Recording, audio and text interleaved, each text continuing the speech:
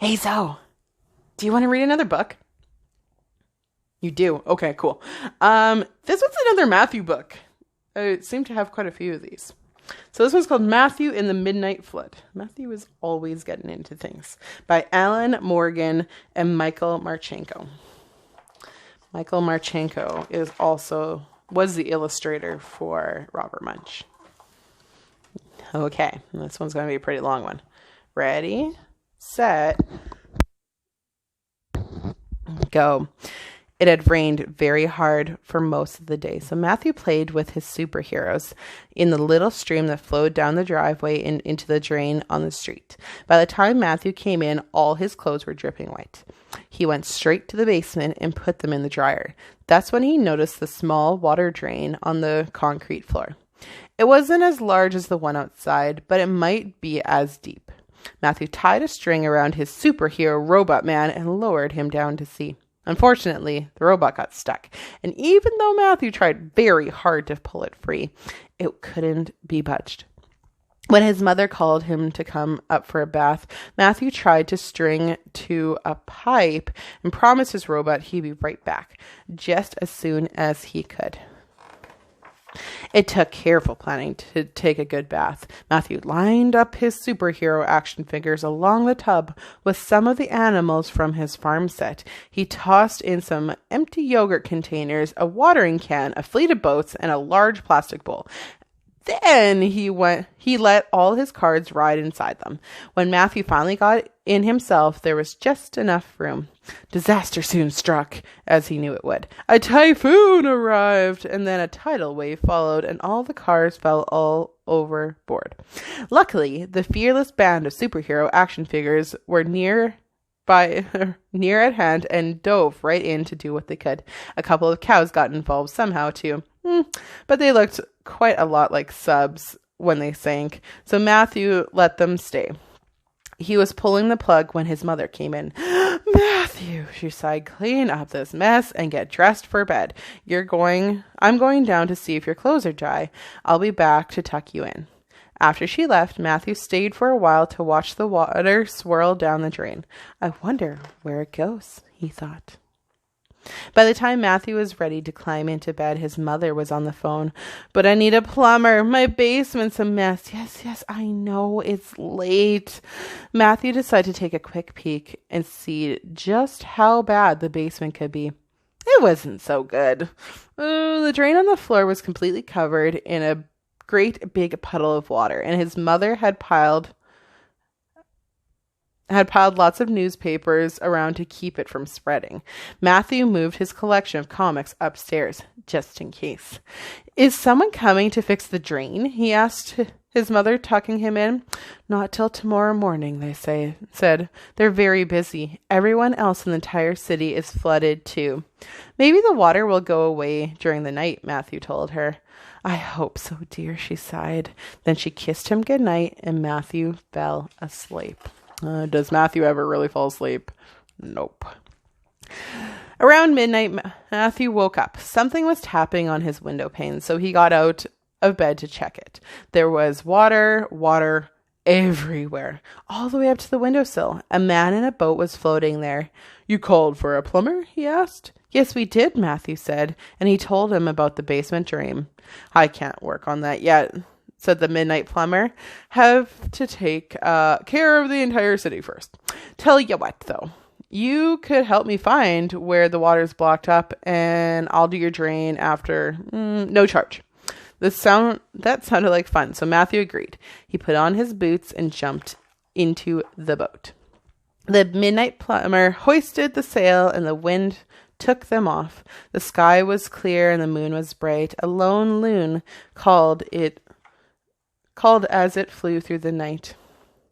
Other boats came sailing by. There were pigs on a tug, a goat on a raft, and a few kangaroos on a garbage scow, and a couple of cows on a scow, and a couple of cows in a submarine. There were barges and canoes and fishing skiffs too, and every single boat that passed by was filled to the gunnels with newspapers. Matthew hailed the crew of a paddle boat. Ahoy there, sheep! Where are you going? We're building a dam, the sheep bleated. The comic book library is going to be swamped if we don't do something fast.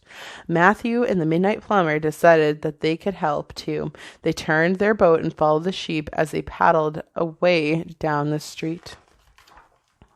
The dam around the comic book library was high and strong, but the water was rising fast. It wouldn't be long before it poured over the top. Everyone there was working together, piling up papers as fast as they could. The midnight pirates and librarians, the geese police, and the gang of dangerous pigeons. Anyone who gave a hoot for a comic or two. Even the midnight turkeys were there. Darn turkeys. I love those midnight turkeys. Trying to do whatever they could, which wasn't much. True. Save the comics, the turkeys cried as they ran around, throwing the ones they just read in the air. God, we're just in time, said the Midnight Plumber. You see the chain over there? Matthew saw the long silver beaded chain hanging down from the top of a nearby building. It was strangely familiar. That looks a lot like my tub plug back home, only bigger, he said. Exactly, said the Midnight Plumber. Or the Midnight Plumber agreed. Come on, it's time to go to work. The Midnight Plumber opened a box and took out 2 diving suits. They have superpowers, he told Matthew. We plumbers always wear them when we have a big job to do. Soon, they were dressed and ready to go. The Midnight Plumber dove overboard. When Matthew did too, he got a call on the suit radio. Plumber 2, this is Plumber 1. Try twisting the dial on your belt. Matthew did, and he quickly learned that it turned on his power jets. They made him move in a super fast way that had lots of style. It made him smile. Being a plumber's really neat, he cried with delight. You're right, it is. But if everyone knew, they'd want to plumb too. So we keep it a secret, and now you can too, the night plumber explained when he showed Matthew the way to give the secret plumber sign. They finally found the main city drain. It was stopped up tight with a big rubber plug. The night plumber shook his head. We'll need all our superpowers when we pull out this puppy, he said. He twisted a dial on his power belt. Matthew did too. When they grabbed the chain and heaved, suddenly the plug pulled free. Hold on tight, the midnight plumber shouted. As the rushing water swirled down the drain, Matthew and Midnight Plumber managed to keep their grip on the chain. It was very exciting, especially for the turkeys who were watching from atop the newspaper dam. It's a typhoon tidal wave, they screamed and dove in themselves to see if it really was. They weren't disappointed. When the last of the water disappeared, there were turkeys strewn all over the place. This is the best time we've ever had at the library, the turkey shouted. We were tossed around and got really wet and felt so dizzy we also got sick. Everyone else was happy too. You saved the day, they cried. Glad we could help, said the Midnight Plumber. He took off his super diving suit and climbed down a ladder inside the drain. Got to get going. There's more work to do, he said as he disappeared. Matthew looked down the drain. He could hear mysterious water sounds far away in the darkness below. Then he took off his suit and climbed down too. The end of the ladder came out on the drain and stopped just above the surface of a vast underground lake. There were boiler machines all along the shore with pipes and pistons and whistling valves. Matthew, the Midnight Plumber, flashed the secret sign until the crew of a nearby boat sailed over and took them aboard. What are all the boilers for? Matthew asked as they approached the shore. They turned all the water into steam, the Midnight Plumber explained. You know, all those smokestacks and grates around town, they send the steam up and out into the sky. When the steam rises, it turns into clouds. The clouds make the rain, and the rain falls down. It flows through the drains and collects in the lake. Then our boiler machines turn it back into steam, and the whole thing starts all over again. After they landed, Matthew helped all the plumbers work on huge machines. They banged lots of pipes and banged many valves. There were robots too, to oil and clean and keep the steam moving. Time for a rest, said the midnight plumber. He led the way through the narrow passage and into a snug little cave. To Matthew's surprise, there were hot tubs and cold cuts and root beer on tap.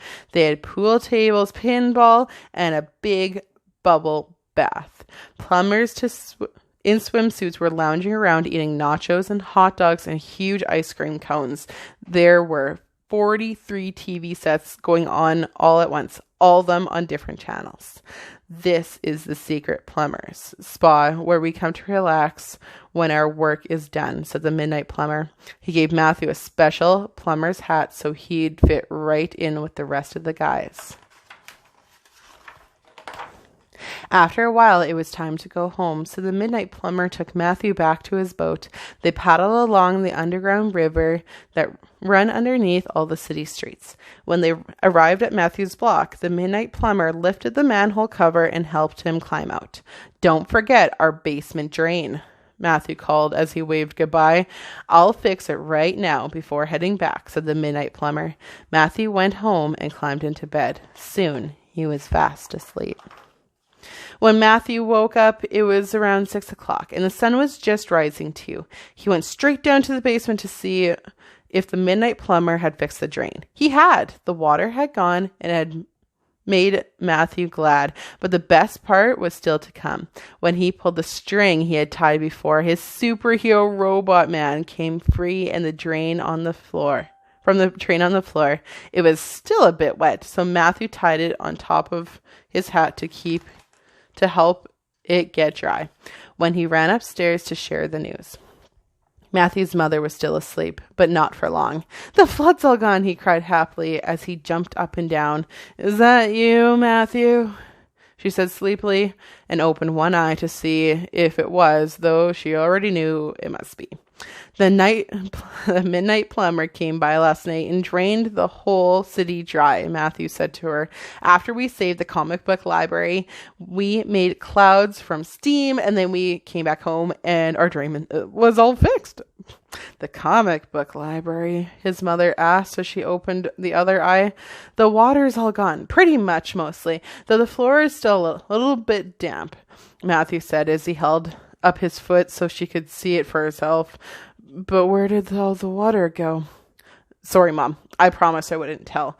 It's only a thing that plumbers can know," Matthew explained, and then he let her wear his special hat so she wouldn't feel left out. The end.